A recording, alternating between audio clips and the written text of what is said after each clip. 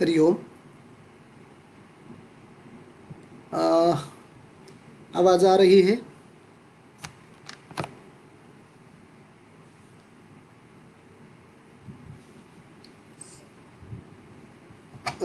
आवाज़ आ रही है? लाइव में आया हूँ एक बार। क्या आवाज़ आ रही है उसमें? अच्छा, लाइव तो हूँ। अच्छा, लाइव। कुछ कुछ लोगों ने ये है। हरिओम। आवाज़ आ रही है श्री जी? शायद मुझे सुन पा रहे हैं।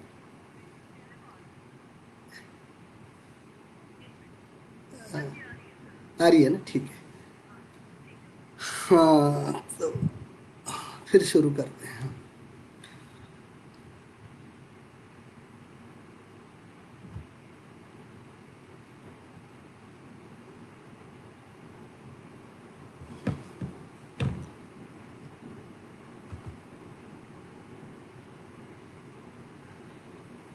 चलिए, आज इस सत्र में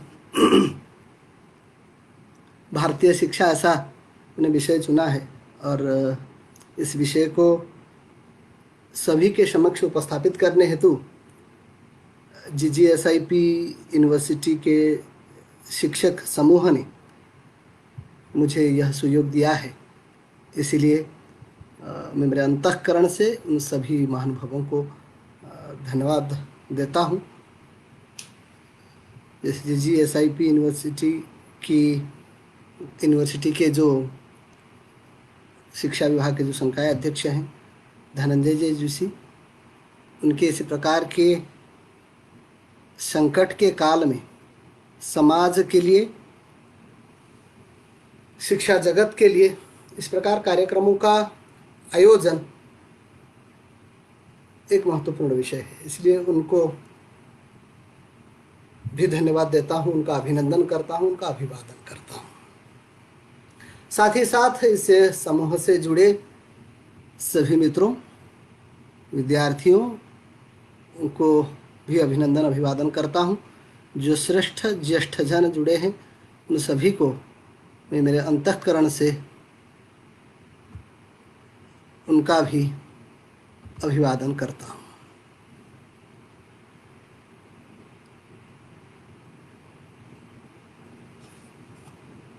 जब हम बात करते हैं कि भारतीय शिक्षा,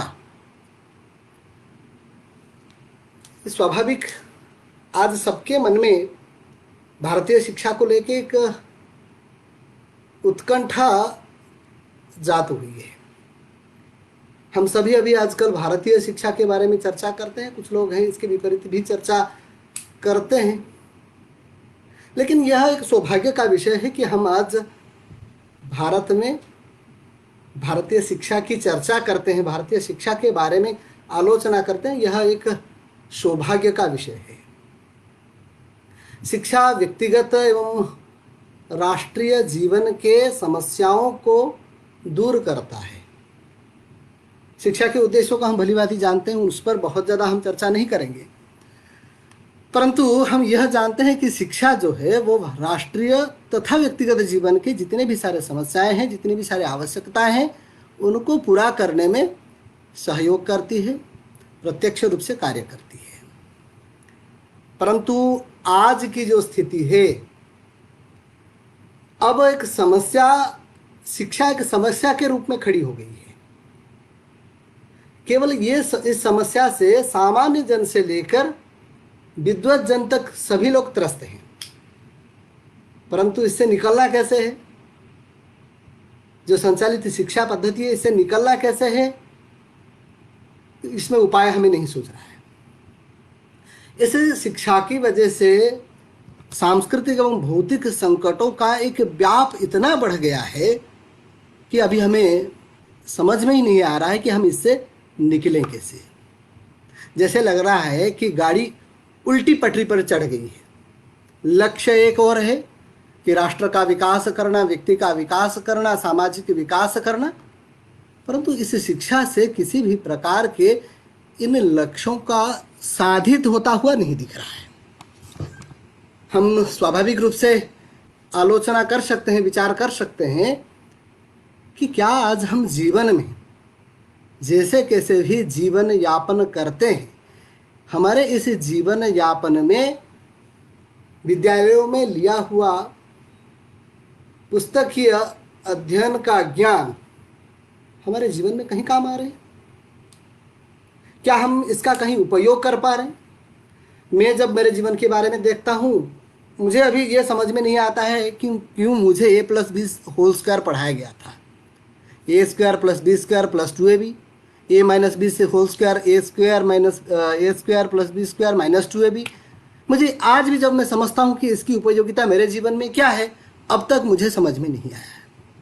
और मेरे जीवन में जिन सारे बातों की आवश्यकता है, जिन बातों को मुझे जीवन में उपयोग करना है, मुझे इन बातों को, मैं कई बार लगता हूँ इनमें से 90% बातें मुझे विद्यालय से सिखाया नहीं गया है। तो स्वाभाविक रूप से क्या शिक्षा से हमारी यही अपेक्षा है कि शिक्षा जो सिखाएगी वह जीवन में काम नहीं आए? इसके विपरीत में अगर हम थोड़ा चर्चा करें तो भारतीय शिक्षा, भारतीय विद्या प्रकार क्या था? आज हम जिस विद्या प्रकार में हैं, ये विद्या प्रकार की परिस्थिति क्या है? वर्षों से चली आ रही हमारी जो भारतीय ज्ञान धारा, यह कलुषित हो गई है। भारतीय ज्ञान धाराओं का मिश्रण की वजह से आज गलत सही, उचित अनुचित, करणीय अकरणीय आदियों का निर्णय करने में विवेक लुप्त हो गया है। इसके विपरीत मैंने जैसे कह रहा था कि भारतीय परिप्रेक्ष्य में अगर विचार करें तो ज्ञान तो अनादिकाल से चली आ रही है और ज्ञान की उपासना करना हमारी एक विधि ही रही है। हमने ज्ञान को सर्वोत्कृष्ट माना है और इसी ज्ञान की वजह से भारत प्रतिष्ठित हुई है। और इस भारत शब्द का ही ज्ञान ही अर्थ है।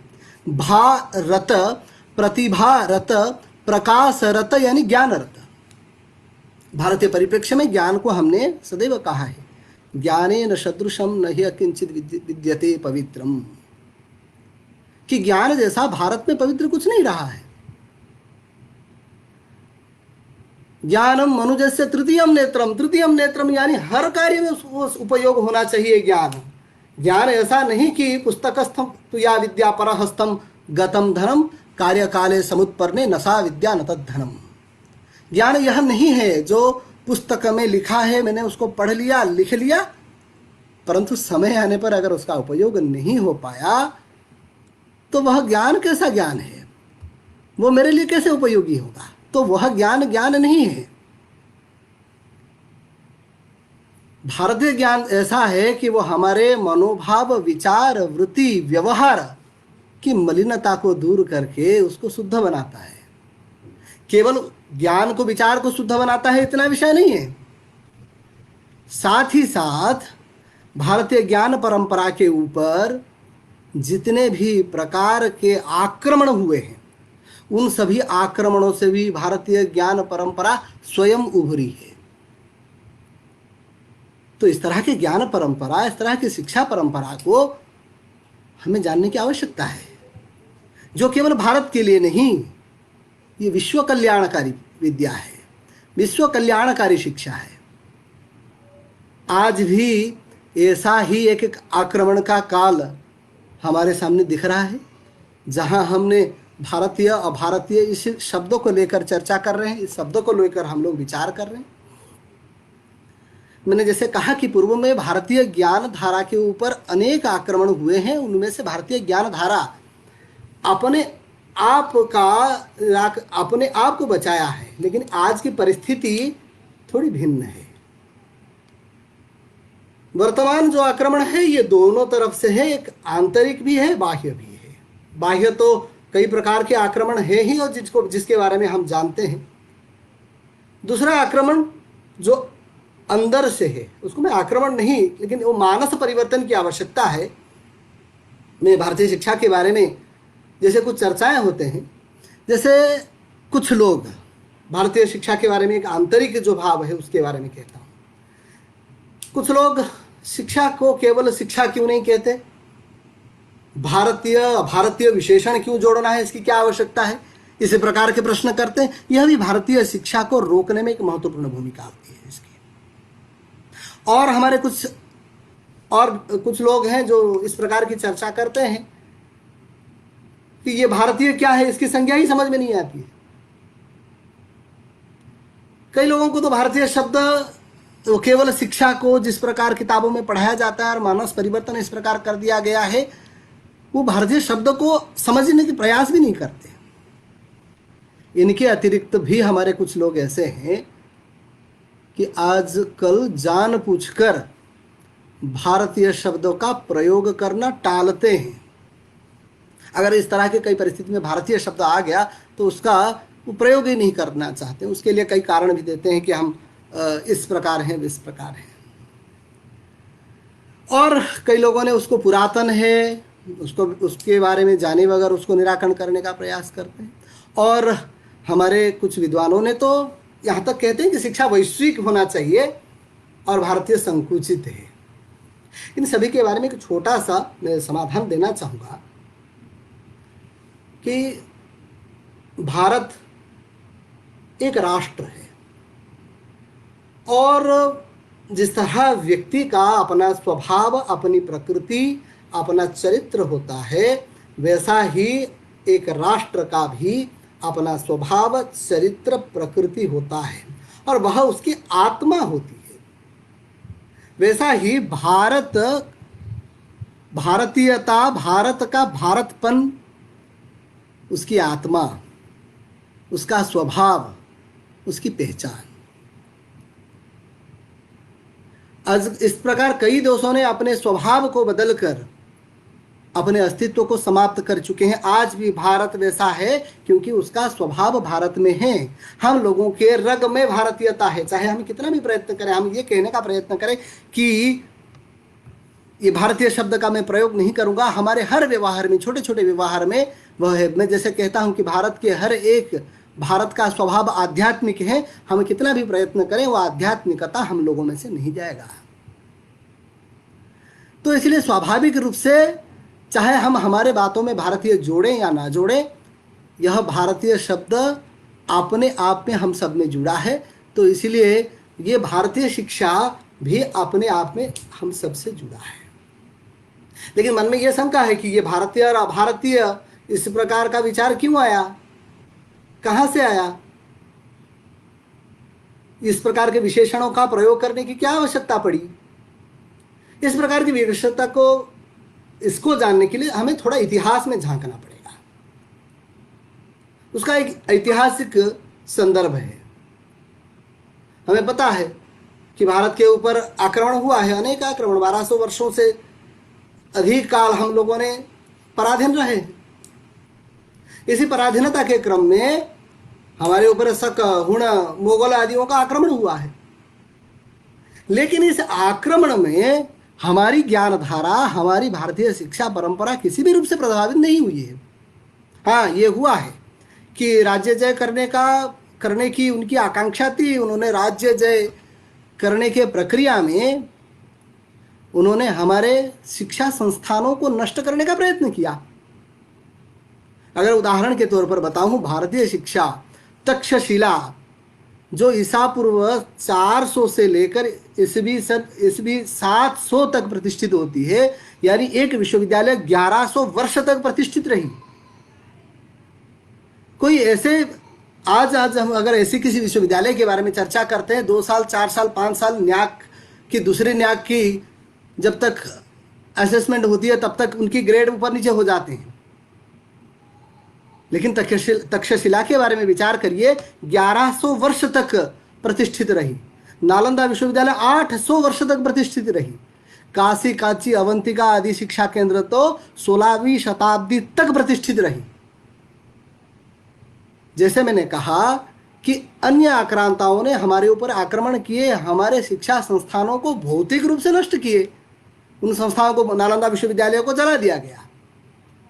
परंतु हमारी ज्ञानधारा कहीं भी अवच्छिन्न विवच्छिन्न नहीं होती है, ज्ञानधारा निरंतर चलती रहती है। इसका अगर हम जानकारी लेना चाहें, धर्मपाल जी गांधी जी के शिष्य परम गांधीवादी धर्मपाल जी का द ब्यूटीफुल ट्री, रमणीय वृक्ष किताब को अगर पढ़ेंगे उसमें जानकारी मिलेगी कि कैसे 16वीं शताब्दी 17वीं शताब्दी तक शिक्षा की क्या स्थिति थी। 18वीं 19वीं शताब्दी में भारत में 4 लाख ऊपर से प्राथमिक विद्यालय थे। विद्यालय मतलब प्राथमिक शिक्षा केंद्र थे। भारत के लोग भारतीय पद्धति में शिक्षा ग्रहण करते थे। तो 17वीं सदी में जब यूरोपियों का आगमन होता है तो उन्होंने भी 200 वर्ष तक राज्य आक्रमण ही किया। राज्य आक्रमण के पश्चात ही 200 वर्षों तक उनको समझ में नहीं आया कि ये भारतीय समाज पूर्णतः वशीभूत क्यों नहीं हो रहा है, इनके पास क्या ऐसा विषय है। तब हम सबको पता है कि मेकाले ने कहता है कि वो टॉप टू बटन भारत का भ्रमण करता है और भ्रमण करने के बाद उसको क्या दिखता है, कोई चोर और भिखारी नजर नहीं आता है। इसके लिए उन्होंने जिस प्रकार का प्रयत्न उनको करना था उन्होंने वो सारे के सारे प्रयत्न करते हैं। उनको ये भी समझ में आता है कि उनका भारत में आगमन क्यों हुआ। भारत के समृद्धि से वशीभूत होकर हुआ है कि 1200 वर्ष ये कोई राष्ट्र आक्रांताओं के अधीन रहने के बाद भी उसकी समृद्धि और जिस समृद्धि से वशीभूत होकर वो आते हैं, उन्होंने पूरे इतिहास का भी अध्ययन किया, क्योंकि उन्होंने उनसे पहले जो आक्रांताओं थे उन्होंने सांस्कृतिक मानसिक बौद्धिक रूप से हमारी ज्ञान धारा को नष्ट करने में असमर्थ रहे और उन लोगों ने भी 200 वर्ष तक उसको नष्ट करने में असमर्थ रहे। इसको समझ जब आया तब फिर उन्होंने अध्ययन किया, भली भांति अध्ययन किया और आज हमें उनके अध्ययनों को पढ़ना चाहिए कि वो भारत का जिस प्रकार अध्ययन किए उस अध्ययन क्यों किए और अध्ययन के पश्चात उन्होंने क्या किए। इसमें थोड़ा सा मैं कोट करना चाहूँगा। 1866 में 1866 में मैक्स मुलर ने अपने पिताजी को पत्र लिखते हैं, India has been conquered once, India has to be conquered again through the education. अगर इस दृष्टि से हम विचार करें, भारत 1947 में स्वतंत्र हो चुका है, परंतु शैक्षिक दृष्टि से हम स्वतंत्र नहीं हो पाए हैं। शैक्षिक दृष्टि से उन्होंने उस विचार को लिए, क्योंकि भारत एक बार स्वतंत्र हो चुका है और भारत एक बार परतंत्र हो चुका है और भारत को एक बार पुनः परतंत्र करने की आवश्यकता है और वो परतंत्रता उन्होंने शिक्षा से करने की आवश्यकता है। और मैक्स मुलर उस हिसाब से अपने पूरे परिवर्तन करते हैं, हमारे धार्मिक ग्रंथों का अध्ययन करते हैं और उनको अपने हिसाब से परिवर्तन करते हैं। हम आज जिनको धार्मिक ग्रंथ के नाम से जोड़ देते हैं वही तो हमारे असल के शिक्षा ग्रंथ हैं, वही तो हमारी शिक्षा के धाराएं हैं। भारत में समाज सर्वोपरि था। शिक्षा की व्यवस्था को अगर चर्चा करते हैं, अंग्रेजों ने किस प्रकार इस शिक्षा तंत्र को तोड़ने का प्रयास किया।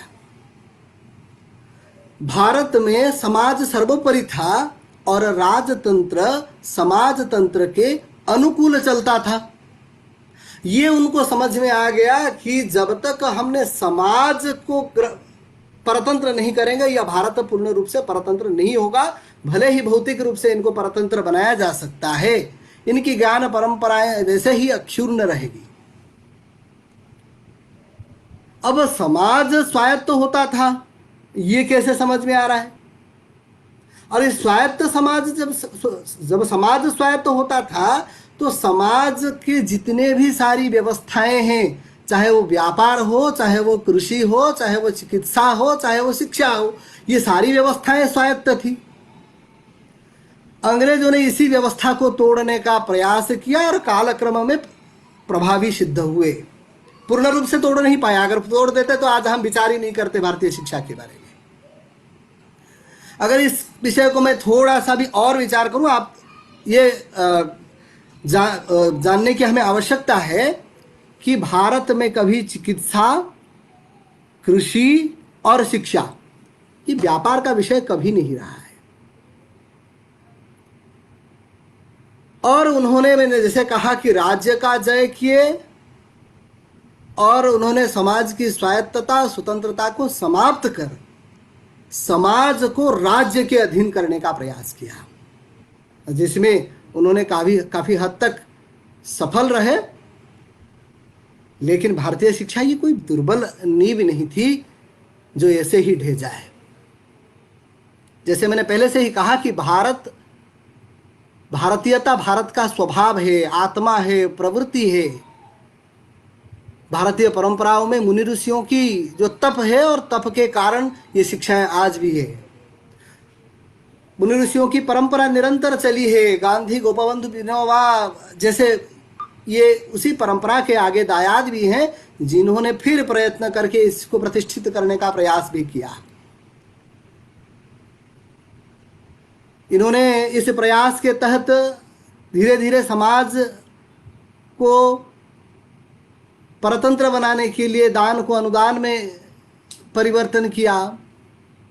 भारतीय ज्ञान परंपरा कौशलों को अप्रतिष्ठित करने का प्रयास किया। उसके बारे में अश्रद्धा, आत्महीनता, मजाक की भावना प्रयत्न किया।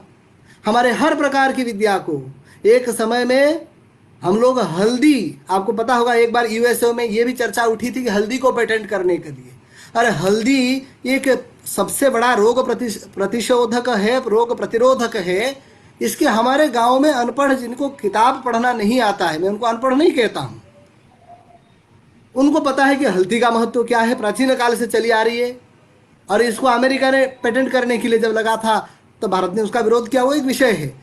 तो हमारी ऐसे ही छोटे छोटे, हमारी तुलसी, हमारे गोबर, गोमूत्र आदि छोटे छोटे विषय जो हमारे जीवन के हिस्से थे, इन सभी विषयों के बारे में हमारी अश्रद्धा, आत्महीनता एवं मजाक की भावना पैदा किया। अगर इनकी चर्चा की जाए, एक लंबी चर्चा होगी।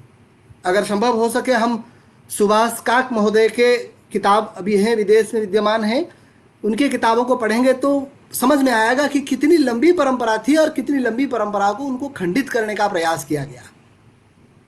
एक विशेष वर्ग को उच्च वर्ग की संज्ञा देकर अंग्रेजी भाषा के प्रति लालायित करना आज भी वो वैसे ही थोड़ा है। यानी भारतीय समाज में भारतीयों द्वारा भेद निर्माण करना, एक समाज को उच्च वर्ग और दूसरे को नीचे वर्ग के रूप में परिभाषित करने का प्रयास किया गया। कुल मिला के भारतीय मानस को परिवर्तन करने का प्रयास किया।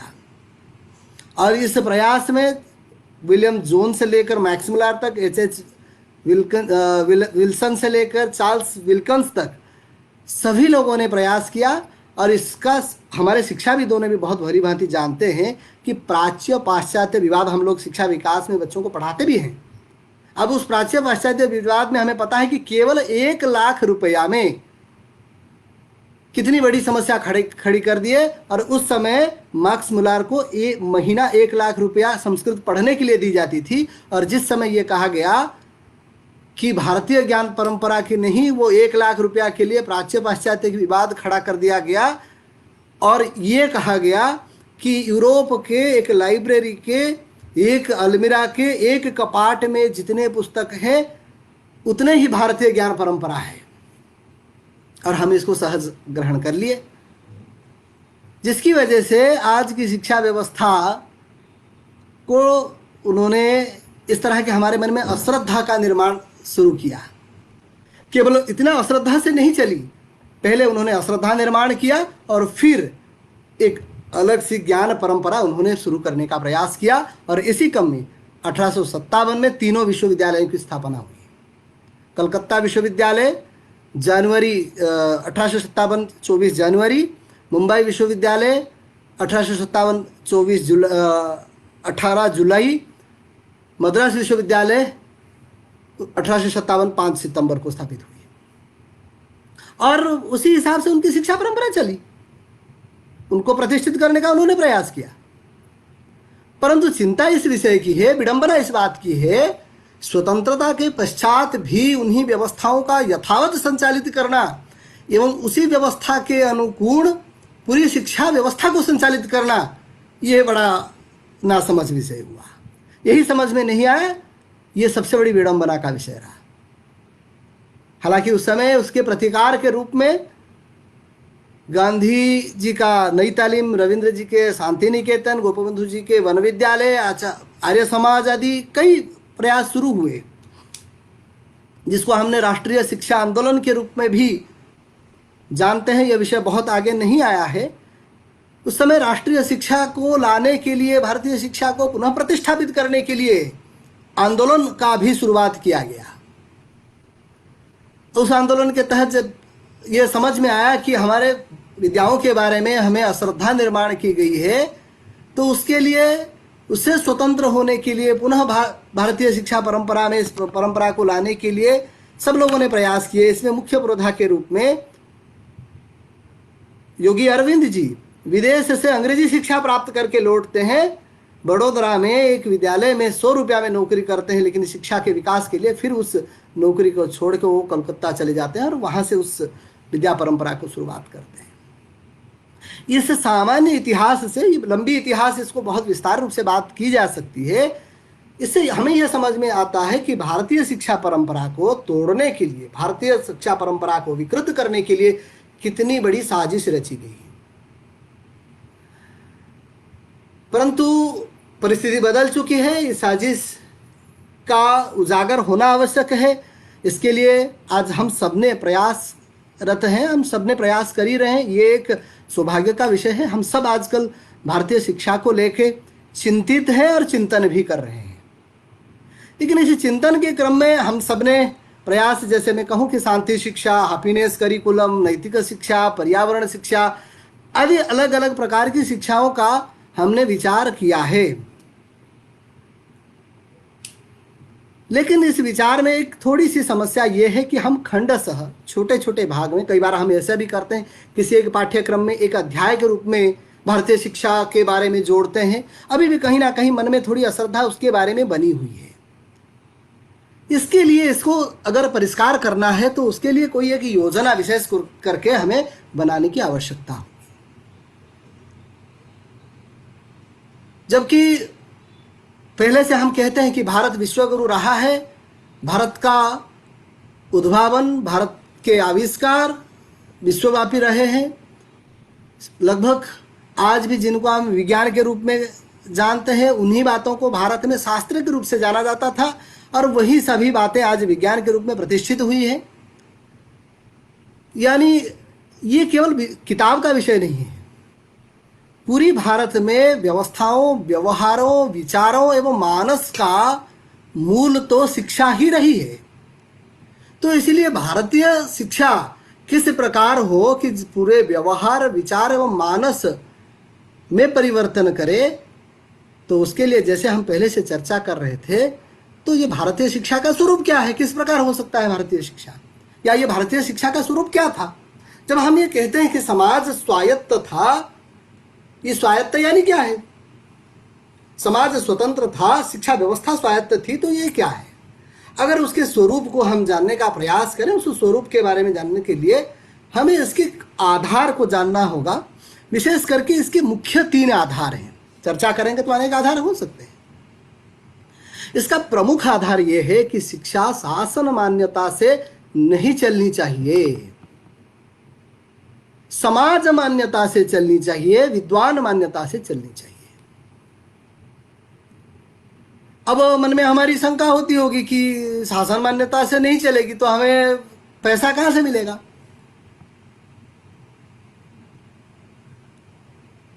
तो फिर शिक्षा व्यवस्था कैसी चलेगी?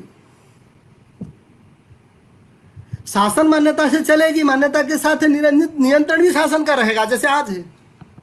पढ़ाना क्या है, छात्र की मानसिकता क्या है, पढ़ाना कैसे है, इन सभी बातों पर कहीं ना कहीं शासन का नियंत्रण रहता है। और मैंने जैसे कहा कि 19वीं सदी तक शासन की मान्यता शिक्षा पर नहीं थी, यह समाज की मान्यता पर चलती थी। और दूसरा, व्यवहारिक दृष्टि से भी अगर देखा जाए, शिक्षा समाज और शासन दोनों का मार्गदर्शन करती है। शिक्षा अगर स्वतंत्र नहीं होगी तो समाज को कैसे मार्गदर्शन करेगी, शासन को कैसे मार्गदर्शन करेगी? शासन के अधीन में रहेगी तो शासन को मार्गदर्शन नहीं कर पाएगी। आज हमारा एक शिक्षक कितना भी प्रतिष्ठित रहे, मंत्री महोदय को नहीं बोल सकते। मंत्री महोदय चाहे कुछ भी करें, शिक्षा व्यवस्था में बहुत सारे गड़बड़ियां हैं, हम सबको समझ में आता है इतने दिन शिक्षा में कार्य करने के बाद, लेकिन हमारी बोलने की क्षमता नहीं है, नहीं कह सकते, क्योंकि हम शासन मान्यता से चलते हैं। अब थोड़ा ये समझने की आवश्यकता है कि समाज मान्यता का अर्थ क्या है। समाज मान्यता का अर्थ समाज पोषित, समाज रक्षित एवं समाज स्वीकृत होना चाहिए। समाज पोषित और समाज रक्षित कैसे होगा? जब समाज स्वीकृत होगा तो स्वाभाविक रूप से समाज पोषित एवं समाज रक्षित होगा। और समाज स्वीकृत यानी कैसी? जब समाज को ये लगने लगेगा कि यह शिक्षा समाज के लिए हितकारी है, इस शिक्षा से समाज का विकास होगा, तो स्वाभाविक समाज उस शिक्षा का रक्षण करेगा, उस शिक्षा का पोषण करेगा। और उसी से मैंने जैसे कहा कि अभी शिक्षकों को भी ये चिंता होगी कि शिक्षा व्यवस्थाएं कैसी चलेगी, शिक्षकों का उदर पोषण कैसे होगा, शिक्षकों का योगक्षेम का निर्वहन कैसे होगा, तब स्वाभाविक रूप से समाज करेगा। ये समाज करते आया है पहले से ही, हम सबको पता है। हमारे गुरुकुल बहुत समृद्ध हुआ करते थे। अब नालंदा गुरुकुल के बारे में हम विचार करते हैं तो यह समाज पोषित गुरुकुल था, और कितना समृद्ध था, शायद ऐसा गुरुकुल हम आज बनाने में मुश्किल होगा हमें। और कभी शिक्षकों कहीं हमें ये नहीं सुने हैं कि कोई शिक्षक भूखा प्यासा मर गया है। तो इसलिए समाज द्वारा पोषित, रक्षित एवं स्वीकृत होना आवश्यक है, न कि समाज शासन मान्यता। मैंने इस क्रम में एक दूसरा विषय बताया था कि विद्वान मान्यता। विद्वान मान्यता यानी शास्त्र एवं शास्त्रज्ञों के द्वारा मान्यता प्राप्त। तथाकथित शास्त्रज्ञ आजकल है किताब पढ़ने से नहीं है। शास्त्रज्ञ वो है जिन्होंने पंचपदी के द्वारा शास्त्र को अपने वश में किए हैं। अधीति बोधा चरण प्रचार, जो शास्त्रों के प्रचार करते हैं, अध्ययन किए हैं, बोध किए हैं, आचरण किए हैं, अपने जीवन में उसको अनुभव किए हैं और उसके प्रचार में लाए हैं। और विद्वान एवं शास्त्र मान्यता की आवश्यकता क्यों है? शिक्षा की श्रेष्ठता के लिए, शिक्षा की उत्कृष्टता के लिए वह शास्त्र मान्यता युक्त तो होना आवश्यक है। तो ये महत्वपूर्ण मान्यता है। जैसे मैंने कहा कि समाज मान्यता से मुक्त नहीं, शासन मान्यता से मुक्त एवं समाज मान्यता से युक्त जो शिक्षा व्यवस्था है, वह ही शिक्षा व्यवस्था विकास करने में समर्थ हो पाएगा। वह भारतीय शिक्षा का स्वरूप है। दूसरा, मैंने जैसे कहा था कि 3 आधारों की मैंने चर्चा शुरू की थी। दूसरा आधार है कि भारतीय शिक्षा भारतीय ज्ञान आधारित होना आवश्यक है। भारतीय ज्ञान आधारित, उसमें पाठ्यक्रम, पाठ्य विषय, पाठन पद्धति, शिक्षा व्यवस्था, अध्ययन अध्यापन प्रक्रिया, शिक्षक, विद्यार्थी, इन सभी के आधार भारतीय ज्ञानधारा ही होनी चाहिए। इसमें एक एक विषय को अगर चर्चा करें कि पाठ्यक्रम क्या है, आजकल हम तो पाठ्यक्रम नहीं पढ़ाते हैं, हमने पाठ्य विषय, पाठ्य पुस्तक ही पढ़ाते हैं। पाठ्य पुस्तक तो हमारी शिक्षा सीमित हो गई है। और पाठ्यक्रम, भारतीय व्यवस्था में पाठ्यक्रम के बारे में हम सबको पता है कि गुरुकुल में पाठ्यक्रम चलता था, तो वो पाठ्यक्रम, पाठ्यचर्या का स्वरूप ऐसा था कि गुरुकुल में जाना और वहाँ से विद्यार्थी जब तक घर आता है वो सभी बातें, वहाँ उनकी सभी कौशल पाठ्यक्रम का हिस्सा था। और वहाँ एक एक विषय पाठ्य विषय के रूप में, गोसंगोपन से लेकर शास्त्र अध्ययन से लेकर हर विषय का पाठ्य विषय के रूप में होता था। क्या आज भी शिक्षा व्यवस्था को ऐसा ही किया जा सकता है? समाज कलुषित हो गई है। समाज के उद्धार के लिए आज के युगानुकूल के अनुसार भी इन विचारों को किया जा सकता है, लेकिन भारत की परिस्थिति, भारत के स्वरूप, भारत की आवश्यकता, उसमें आधार होना चाहिए। भारतीय ज्ञान आधारित होना चाहिए, भारतीय परिवेश आधारित होना चाहिए। अध्ययन अध्यापन प्रक्रिया, शिक्षक, आजकल हम लोग, मैं जैसे कई बार चर्चा करता हूँ, अध्यापन की प्रक्रिया के बारे में चर्चा करते हैं कि ये आजकल हम मनोविज्ञान का विषय आया है। इससे पहले भारत में अध्ययन अध्यापन की प्रक्रिया यानी उस मनोवैज्ञानिक पक्ष के बारे में विस्तृत चर्चा की गई है। तो उन विषयों को आधार करके भी हमने भारतीय शिक्षा का विकास किया जा सकता है। ये जब तक नहीं होगा, जब तक भारतीय ज्ञान आधारित नहीं होगा, आज अभी हमारे माननीय प्रधानमंत्री जी निरंतर यही कह रहे हैं, आत्मनिर्भरशीलता, आत्मसंयम का बातें करते हैं। ये आत्मनिर्भरशीलता का प्रथम सोपान है। जब तक हम पाठ्यक्रम से लेकर शिक्षक के स्वभाव, शिक्षक के गुण आचार, छात्र के गुण आचार प्रचार, विद्यार्थियों का स्वरूप को, अगर पूरी शिक्षा व्यवस्था को अगर भारतीय आधार नहीं बनाएंगे तो भारतीय मानस, भारतीय व्यवहार, भारतीय व्यवस्थाएं नहीं बन सकते। तो उसके लिए भारतीय ज्ञान कौशलों का आधार लेना पड़ेगा। तीसरा जो आधार है वह है भारतीय शिक्षा अर्थ निरपेक्ष हो। आज हम सब ने 14 वर्ष तक निःशुल्क शिक्षा की चर्चा कर रहे हैं, क्यों आगे क्यों नहीं हो सकता? हमारी भारतीय शिक्षा तो सिर्फ पूर्णतः निःशुल्क रहा है।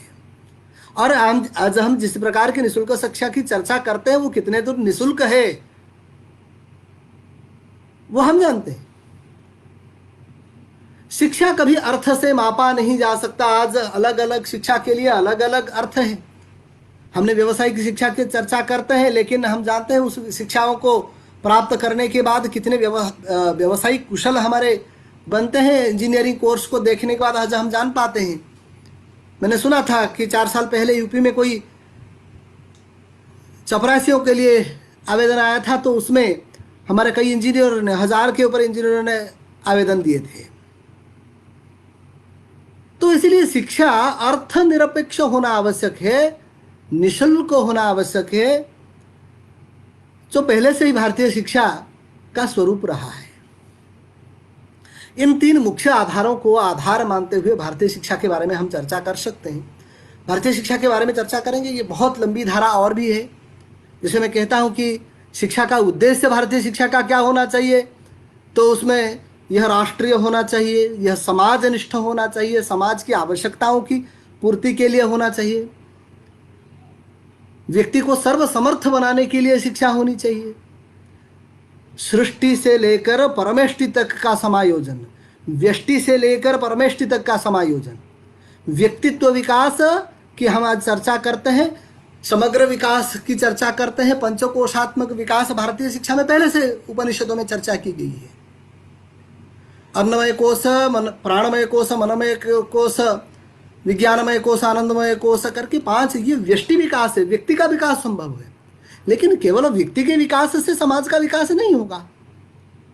व्यक्ति विकास से लेकर परमेष्टि विकास तक, व्यष्टि, समष्टि, सृष्टि एवं परमेष्टि तक विकास का वह जो क्रम है, व्यक्ति से परिवार, परिवार से समुदाय, समुदाय से राष्ट्र, राष्ट्र से विश्व एवं विश्व से सृष्टि तक संपूर्ण एक स्नेहपूर्ण समायोजन हो, इस संदर्भ में शिक्षा देनी पड़ेगी, जिसके अंतर्गत सामाजिक समरसता, सम्मान, सुरक्षा, समृद्धि, सामाजिक अस्मिता पूर्वक शिक्षा होनी चाहिए।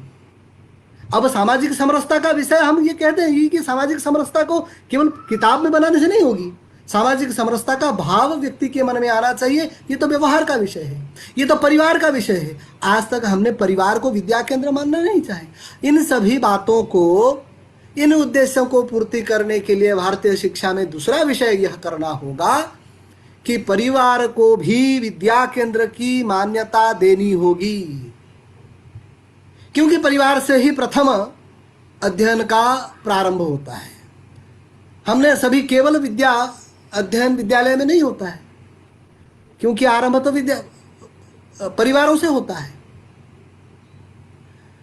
थोड़ी सी इस पर अगर चर्चा हम करते हैं कि भारतीय विद्या को ग्रहण करने की प्रक्रिया क्या है। आजकल हम लोग मनोविज्ञान की चर्चा करते हैं, विभिन्न उपकरण निर्माण की, तकनीकी विकासों की चर्चा करते हैं। ठीक है, उनकी आवश्यकता है, लेकिन इतने परिमाण में आवश्यकता नहीं। अगर ज्ञानार्जन प्रक्रिया की ओर ध्यान में हम करते हैं तो ज्ञानार्जन प्रक्रिया में महत्वपूर्ण ज्ञानार्जन करण है। ज्ञानार्जन करण में हमारे ज्ञानेंद्रिय है, मन है, बुद्धि है, अहंकार है, अंतःकरण चतुष्टय है। हम कितने भी उपनेत्र लगा लें, अगर आंख नहीं है, आंख की क्षमता नहीं है, हमने केवल उपनेत्र की क्षमता बढ़ाते जाएंगे तो ये कितना देख पाएगा। इसीलिए भारतीय परंपरा में सदैव ज्ञानार्जन करणों का समृद्ध करने की व्यवस्था है। शास्त्रों में तो इस तरह की प्रक्रिया है, अक्षणवंतः कर्णवंतः। पहले केवल सुनकर विद्या को ग्रहण कर लेते थे, देखकर विद्या को ग्रहण कर लेते थे। हमारे ज्योतिषाचार्यों ने छोटी सी एक नली के सहाय्य में पूरे तारा चंद्र ग्रहों का ज्ञान प्राप्त कर लेते थे। उनके लिए उपकरण महत्वपूर्ण नहीं था। आज हम उपकरणों के इतने हावी हो गए हैं, उपकरणों के इतने आधार में चले गए हैं कि उससे हमारे ज्ञानार्जन के जितने भी करण हैं यह दुर्बल हो गए हैं। ज्ञानार्जन करणों से उपकरणों का क्या संबंध हो सकता है, कितने संबंध हो सकते हैं, ज्ञान का ज्ञानार्जन करण से क्या संबंध हो सकता है, इस पर आज से चर्चा करने की आवश्यकता है। ज्ञानार्जन करणों को, ज्ञानेंद्रियों को समर्थ बनाने के लिए क्या उपाय है, हमारे पास उपाय है। वह मनोविज्ञान का विषय हमारे लिए होना चाहिए। आज योग को पूरे विश्व ने ग्रहण किया है, लेकिन हमें ग्रहण करने में भी कठिनता होती है, क्योंकि ज्ञानार्जन करण और अंतःकरण, ज्ञान का जो विषय है, ज्ञान ग्रहण, यह अंतःकरण का विषय है। ये अंतःकरण के लिए अंतःकरण को समृद्ध बनाना होगा। और अध्ययन के आज जितने भी प्रकार के अवरोध है, मैंने अभी थोड़ी देर पहले चर्चा कर रहा था कि मानसिक अवरोध है, शारीरिक अवरोध है, प्राणिक अवरोध है, इन सभी अवरोधों को अब हमें रोकना है। तो उसके लिए उपाय क्या है, हमारे बताया गया है। आदिदैविक, आदिभौतिक, आध्यात्मिक दुख, ये सारे के सारे अवरोध के कारण हैं। इन अवरोधों को दूर कर दिया जाए तो उसमें शिक्षा का प्रक्रम बन सकता है। जैसे मैंने कहा कि हमारी शिक्षा क्रिया आधारित थी, कार्य किया जाता था, क्रिया से संवेदना, संवेदना से विचार, विचार से विवेक, विवेक से निर्णय, निर्णय से अनुभूति। हमारे गुरुकुलों में छात्रों को बहुत कार्य किया जाता था। आज हमने ये विचार कर लिया है कि छात्रों को कोई कार्य ही नहीं देंगे, केवल पढ़ेगा। और कुछ जगह पर हमने क्रिया आधारित शिक्षा, लर्निंग बाय डूइंग, लेकिन वो भी पूर्ण रूप से नहीं हो पा रहा है, समग्र रूप से नहीं हो पा रहा है। तो क्रिया तो उसको जीवन में करनी चाहिए। जीवन की सारे के सारे क्रियाओं को करते हुए, और उसके साथ संवेदना के लिए हमने अलग पाठ पढ़ाते हैं। आज हमारे लाइफ स्किल में हम कहते हैं कि संवेदनाएं नहीं है, संवेदनाएं खत्म हो गई है। संवेदना अपने आप निर्माण नहीं होगी, क्रिया करनी होगी। समाज को करीब से देखना होगा, समाज के लिए कार्य करना होगा। तो इसलिए क्रिया करेंगे, क्रिया से संवेदना, संवेदना से विचार, एवं विचार से विवेक का निर्माण होता है, और विवेक से निर्णय, और निर्णय करने के बाद वह अनुभूति बनती है, जिसको हमने संस्कार कहते हैं, और बाद में वो स्मृति बनकर वही ज्ञान के रूप में विद्यमान होता है। और क्रिया में गति, कौशल एवं निपुणता, ये उसके मुख्य आधार है। संवेदनाएं ज्ञानेंद्रियों से जागृत होती है। कर्मेंद्रिय, ज्ञानेंद्रिय, मन, बुद्धि, अहंकार, इनका एक स्वाभाविक क्रम अपने आप बन जाता है। कर्मेंद्रियों से जब काम हम करते हैं तो उसका स्वभाव ज्ञानेंद्रियों पर प्रभाव पड़ता है, यानी संवेदनाएं जागृत होती है। संवेदनाओं से मन में विचार पैदा होता है, मन सक्रिय होता है। जब मन में विचार पैदा होते हैं तो वो विवेक को तैयार करता है, यानी बुद्धि निर्माण होती है। और बुद्धि से व्यक्ति निर्णय लेने में समर्थ होता है, जो अहंकार का कार्य है। और वह निर्णय फिर धीरे धीरे उसकी अनुभूति में स्थिर होते जाते हैं। हम उसको अनुभूति कहते हैं, उसको हमें संस्कार भी कहते हैं। वो संस्कार जन्य हो जाता है, इसलिए ज्ञान को हम कहते हैं कि वह संस्कार जन्य है। और इसी प्रक्रिया के लिए हमने निरंतर शोध किया है। इसको जानने के लिए हमारे दर्शन जो है ये शोध के प्रकार है। हमने शिक्षा में शोध नहीं किया है, ऐसा नहीं है। हमारे शोध दृष्टि क्या है, इस पर भी अलग से बात हो सकती है कि भारतीय शोध दृष्टि कैसी है। अगर कभी संभव होगा उस पर हम कभी बात करेंगे। भारत में दर्शन को ही शोध की परंपरा मानी गई है। और ये अधीति, बोधा, चरण प्रचार, ये 4 पद हैं। इसको 5 पद में क्या है, अधीति यानी अध्ययन करना, उसका बोध करना, फिर आचरण करना। आचरण भी 2 प्रकार है, उसका अभ्यास करना एवं फिर उसको प्रयोग करना, और फिर प्रसार करना। ये भारतीय पंचपदी है, हर्वडीय पंचपदी से अलग है। और भारतीय शिक्षा के अगर विद्यार्थी शिक्षक अध्ययन का संबंध देखें, शिक्षक विद्यार्थी परायण होता था, दोनों ज्ञान परायण होते थे, उभय आचार परायण होते थे। हमने शिक्षा के लिए ये कहते थे कि आचारो परमो धर्म, आचार में लाना, व्यवहार में लाना, तब जाके शिक्षा स्वभाव में आएगा। शिक्षा धर्मपरायण है। किसी भी विषय को सीखना और वो समाज के लिए कितना उचित है, अनुचित है, तो इसलिए अनिष्ट विषयों का सीखना अपने आप धर्मपरायणता निवारण करती थी। शिक्षा समाज परायणता थी। और ये दोनों, शिक्षक एवं छात्र समाजपरायण है। आज अगर हम इस कक्षा में कोई समाज की बातें करेंगे तो छात्र कहता है कि केवल किताब पढ़ेंगे, या छात्र कभी समाज की बातें करता है तो हम उसको कहते हैं नहीं नहीं किताब की विषय पढ़े, किताब साध्य हो गया है। जबकि किताब एक साधन थी, आज किताब साध्य बन गया है।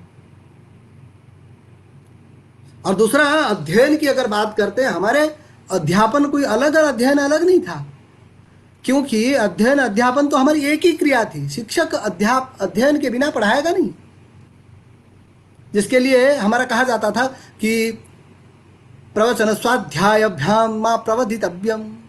प्रवचन शब्द का प्रयोग किया गया है। यह प्रवचन शब्द अध्ययन एवं अध्यापन दोनों शब्दों को बताता है। बिना प्रवचन से अध्ययन नहीं हो सकता, बिना अध्ययन से अध्यापन से प्रवचन नहीं हो सकता। और छात्र शिक्षक के बारे में कहे तो विद्यार्थी शिक्षक का मानस पुत्र था। इसीलिए विद्या गुरुकुल में कहा जाता था कि आचार्य पूर्व रूपम अंतेवासी उत्तर रूपम विद्या संधि प्रवचनम गुम संधानम। उन दोनों के बीच में शिक्षा के संधि के रूप में कार्य करता था, एक दूसरे को जोड़ने का कार्य करता था, शिक्षा के संवेदना का था। शिक्षा केवल देना इतना ही विषय नहीं है, 10 से 4 केवल शिक्षा देके आ जाना इतना ही विषय नहीं है। जैसे मैं पहले से चर्चा कर रहा था कि केवल विद्या केंद्र ही शिक्षा केंद्र है, ऐसा नहीं। इसीलिए ये संवेदनाएं धीरे धीरे परिवार के साथ है। विद्यालयों में शिक्षा होना इतना पर्याप्त नहीं है, परिवार भी विद्या केंद्र है। क्योंकि हम कहते हैं कि शिक्षा आजीवन चलने वाली प्रक्रिया है, और भारतीय शिक्षा तो जन्म जन्मांतर चलने वाली प्रक्रिया है। हमारे यहाँ तो पुनर्जन्म की परंपरा को हम मानते हैं, और ये कहाँ से सिद्ध होगा? ये परिवार से, कुटुंब से। ये आजीवन शिक्षा, जन्म जन्मांतर चलने वाली शिक्षा जो है, ये कुटुंब के नियंत्रण से है। गर्भावस्था से लेकर अंत्येष्टि तक ये शिक्षा की प्रक्रिया है। माँ जिस प्रकार के व्यवहार करती है गर्भावस्था के समय, वो सभी प्रकार के व्यवहार व्यक्ति के जीवन में संस्कार के रूप में निर्माण हो जाता था। इसलिए परिवार भी शिक्षित होना आवश्यक है, इसलिए परिवार भी नियंत्रित होना आवश्यक है। अब परिवार का वातावरण कैसा होता था? आजकल कई बार लोग चर्चा करते हैं कि स्त्री की कोई मान्यता ही नहीं थी हमारे यहाँ, स्त्रियों के बारे में सोचा ही नहीं गया है। और इस प्रकार के जो अनुवाद किए गए हैं, इस अनुवाद के कारण हमें इतना विकृत कर दिया गया है हमारे शास्त्रों को। हमने, क्योंकि अंग्रेजी माध्यम से ही उन शास्त्रों को अध्ययन करते हैं। जैसे मैंने कहा कि माता प्रथमो गुरुहु, किसी भी बच्चे का प्रथम गुरु माता है, ये हमारे शास्त्रों में कहा गया है। दूसरा विषय बताऊं, गृहिणी गृहमुच्यते तदगृहम गृहम नास्ति गृहिणी गृहमुच्यते। केवल प्रकोष्ठ को घर नहीं कहा जाता, परिवार नहीं कहा जाता, कुटुंब नहीं कहा जाता। गृहिणी गृहमुच्यते, नारी की प्राधान्यता है। दूसरा क्रम बताते हैं, माता प्रथमो गुरु। तो स्वाभाविक रूप से ये जो समाज व्यवस्था थी, आज हम जब चर्चा करते हैं, कुटुंब में कोई भी बातों को व्यक्ति चर्चा करता है, आत्मसात करता है, तब वह व्यवस्था को धीरे धीरे वह समाज में भी अभ्यास करता है, और उसी में उसकी आत्म का विकास होता है। सामाजिक परिपक्वता की हम बात करते हैं तो सामाजिक परिपक्वता परिवार से शुरू होती है। लेकिन ये परिवार, ये आजकल की फैमिली वाला क्रम नहीं है। ये छोटा परिवार सुखी परिवार नहीं है, दुखी परिवार है। इसमें संस्कार नहीं मिलता है, क्योंकि ये कुटुंब में ही शिक्षा की जो प्रक्रिया थी, आज समाज संवेदनहीन होने का कारण ये कुटुंब व्यवस्था को तोड़ने का। लेकिन कहीं कहीं हमारा सौभाग्य है कि ये परिवार संस्था आज बची है, जो थोड़ा बहुत भारत में भारतीयता बची है, ये परिवार व्यवस्था। इसको अंग्रेजों ने तोड़ने में समर्थ नहीं हो पाए थे, लेकिन परवर्ती काल में हम उसी शिक्षा के जो अनुवर्तन किए, इसी से ये प्रभाव हुआ है। सुखी स्वायत्त कुटुंब से सुखी समाज का निर्माण होता है। सुखी समाज के निर्माण होने का सूत्र है सुखी कुटुंब, और उसी सुखी समाज में एक सुखी राष्ट्र होता है। और स्वाभाविक हम जिसको कहते हैं कि जब एक उत्तम कुटुंब से रहेगा, तब जाके विश्व एक परिवार में होगा। इसलिए हमारे विचार था, सर्वे भवन्तु सुखिनः सर्वे सन्तु निरामयाः। आजकल हम लोग, जैसे मैं बार बार कहता हूं कि आजकल हम लोग चर्चा करते हैं कि हम लोग राइट टू एजुकेशन की बात पर आए हैं। हमारे तो सर्वे भवन्तु सुखिनः सर्वे सन्तु निरामय की राइट है, राइट टू हैप्पीनेस। ये कब आएंगे, ये कब तक पहुंचेंगे? और इसको पहुंचने के लिए हमें हमारे परिवार को विद्या केंद्र मानना होगा। आज हमने अलग अलग से शांति शिक्षा को शुरू किए हैं। जब से शांति शुरू किए हैं तब से सबसे ज़्यादा अशांति बढ़ी है। पर्यावरण जब से किए हैं, पर्यावरण की शिक्षा के जब से हमने शुरू किए हैं तब से पर्यावरण सबसे ज़्यादा बिगड़ा है। लेकिन इसके मूल हमें ढूंढ कर समझ में नहीं आया है कि क्योंकि यह समग्र विकास की शिक्षा है, यह समग्र प्रतिमान की शिक्षा है। यहाँ परिवार से लेकर विद्या केंद्र तक की शिक्षा है, व्यष्टि से लेकर समष्टि तक की शिक्षा प्रक्रिया है। शिक्षा प्रक्रिया के 5 मिनट है, 5 मिनट में मैं इस विषय को समाप्त करूंगा। शिक्षा विषय के हमारी जो परंपरा गृह परंपरा में रही, लालयत 5 वर्षाणि 10 वर्षाणि ताड़येत प्राप्तेषु 16 वर्षे पुत्र मित्रवदाचरेत। 5 वर्ष तक लालन पालन के साथ, गर्भाधान से लेकर जन्म तक और उससे 5 वर्ष तक हम ये लालन पालन के साथ साथ बच्चे को क्या सिखाते हैं? सद्गुण सिखाते हैं, सदाचार सिखाते हैं, संयम सिखाते हैं। और उसको केवल नैतिक शिक्षा किताब से सिखाने से नहीं चलेगा, आज नहीं होगा। वो समय 5 वर्ष का है, लालयत 5 वर्षाणि। फिर आगे की 5 वर्ष विद्यालय में जो परिवार शिक्षा के है, 10 वर्षाणि ताड़येत। ताड़येत यानी केवल ताड़न को मारने के अर्थ में नहीं है। उसमें संयम सिखाते हैं, अनुशासन सिखाते हैं, कर्म का सिद्धांत सिखाते हैं, सर्वत्र समायोजन। बृहत परिवार होगा तो समायोजन स्वाभाविक होगा। बड़े भाई के लिए छोटे भाई को सम्मान देना पड़ेगा, छोटे के लिए बड़े को त्याग करना पड़ेगा। यह हमारे युगों युगों से चली आ रही है। जैसे ही समय का विकास होता है, घर परिवार में बहन भी है, भाई भी है, उन दोनों में एक में स्त्रीत्व का विकास होता है, एक पुरुषत्व का विकास होता है। स्त्रीत्व पुरुषत्व का समायोजन कैसे हो पाएगा? उन दोनों साथ साथ कैसे विकसित हो पाएंगे? आज समाज में जो दुराचार फैला है, इसके पीछे कारण क्या है? इससे अनुमान लगा सकते हैं कि कुटुंब शिक्षा, परिवार शिक्षा के सही क्रम ना हो पाना, परिवार शिक्षा को हमने विद्या केंद्र न मानना, ये सबसे बड़ी कठिनाई है। इसका तृतीय केंद्र में फिर कह रहा हूं कि जो परिवार शिक्षा का है, प्राप्तेषु 16 वर्षे पुत्र मित्रवत आचरेत। पुत्र मित्रवत समाचरेत नाम क्या है कि पिता भी अपने ज्ञान प्रदान करेंगे। जब हम रामचरितमानस का अध्ययन करते हैं, कब मुकुट प्रदान करने का समय आता है, दशरथ जब देखते हैं अपना एक बाल पक गया है, तब वो कहते हैं कि अब मुझे सत्ता हस्तांतरण करने की आवश्यकता है। वो अपनी सारी की सारी क्षमताएं अपने पुत्र को देना चाहते हैं, पूरे गृहस्थाश्रम की व्यवस्था निर्माण करना चाहते हैं और पुत्र के साथ उस प्रकार की एक व्यवहार लाते हैं कि पुत्र को गृहस्थाश्रम की सारी व्यवस्थाएं पता चले। लेकिन आज की हमारी शिक्षा व्यवस्था ऐसी है कि हम पढ़े लिखे विद्वान ऐसे हैं कि सब्जी लाने जाते हैं तो घर वाले आने के बाद ये बोलते हैं कि ये सब्जी कुछ खराब हुए हैं, कुछ गल गए हैं, कुछ सड़ गए हैं। यानी हम जीवन प्रक्रिया को नहीं जान पाए हैं आज। ये केवल एक छोटा सा उदाहरण है। तो यानी परिवार को भी विद्या केंद्र मानना होगा, ये भारतीय शिक्षा का स्वरूप है। अगले क्रम में अगर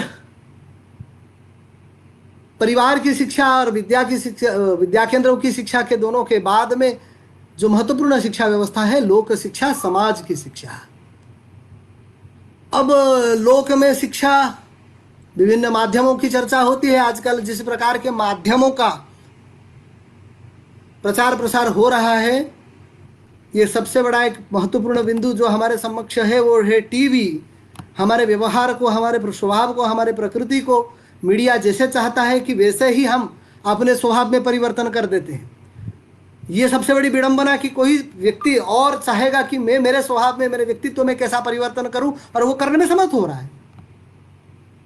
और इस व्यवस्था में, इस लोक में जिस प्रकार की शिक्षा चल रही है, ये शिक्षा के जो माध्यम है, ये लोक शिक्षा के माध्यम में भी संस्कार लाने का कार्य शिक्षा को ही करना होगा। इसके लिए भी प्रयत्न करना होगा, क्योंकि माध्यम हो सकते हैं लेकिन वो माध्यम कैसे होंगे। और दूसरा, लोक के लिए शिक्षा यानी समाज के लिए शिक्षा, और समाज के लिए शिक्षा क्या देनी होगी, उसके लिए महत्वपूर्ण है धर्म। धर्म सर्वोपरि, धर्म यानी हर कार्य में धर्मनिष्ठता होनी आवश्यक है।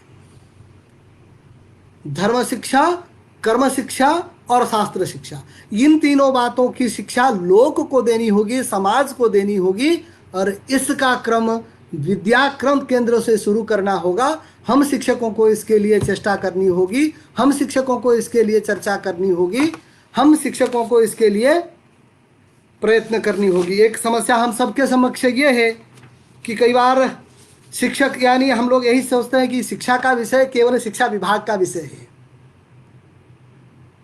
परंतु ये केवल शिक्षा विभाग का विषय नहीं है, या केवल हम जो पढ़ लिख कर, किताब पढ़ लिख कर, डिग्रियां प्राप्त कर कर जिनको हम शिक्षक कहते हैं, इन्हीं का ही विषय नहीं है।